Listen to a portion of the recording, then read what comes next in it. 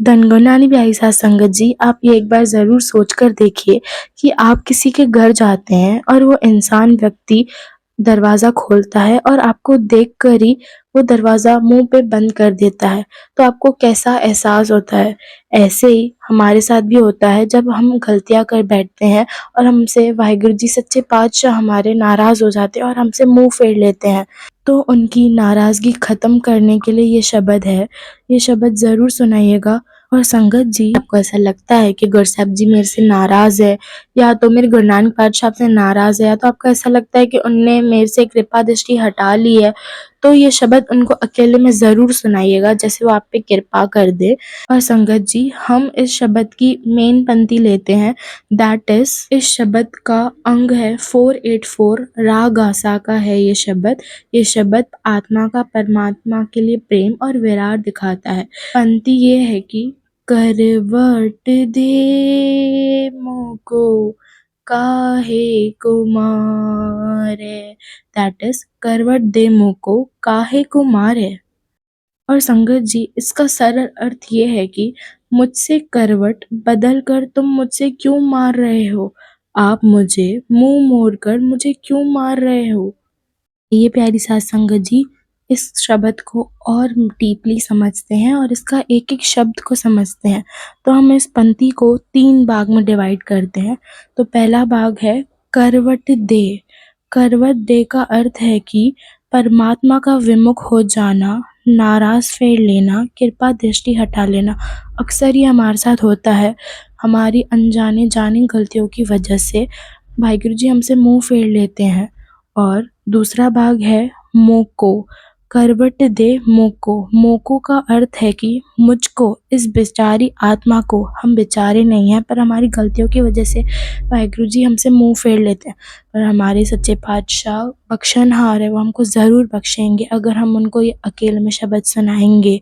और तीसरा भाग है कि काहे को मारे, करवट दे मोको काहे को मारे, किस लिए मार रहे हो, काहे का वध कर रहे हो, दैट इज। और इस शब्द में भक्त का कहना है कि आप तो दया के सागर हो, आप किसी को मारते नहीं, फिर मुझसे मुंह मोड़ कर आप मुझसे जीते जी को क्यों मार रहे हो। संगत जी, हम आपको इस शब्द का पूरा अर्थ नहीं बता रहे हैं, जो मेन बनती है उसका अर्थ बता रहे हैं। जब आप अकेले में पढ़ेंगे इस शब्द को तो आपको समझ में आ जाएगा। इन शॉर्ट हम आपको इसमें बता देते हैं कि भगत जी का कहना है इस शब्द में, हे मेरे प्यारे, आरा सा शरीर से चीर देना तो एक पल का दर्द है, शरीर खत्म हो जाएगा, पर जब आप मेरी तरफ से करवट ले लेते हो, पीठ मोड़ लेते हो, तो मेरी रूह हर पल मरती है।